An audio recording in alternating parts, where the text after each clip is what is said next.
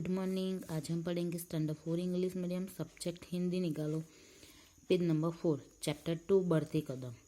उसमें देखो हिंदी वर्णमाला दी हुई है, तो वो हम देखते हैं। तो फर्स्ट दिया है स्वर, तो आज हम स्वर देखेंगे।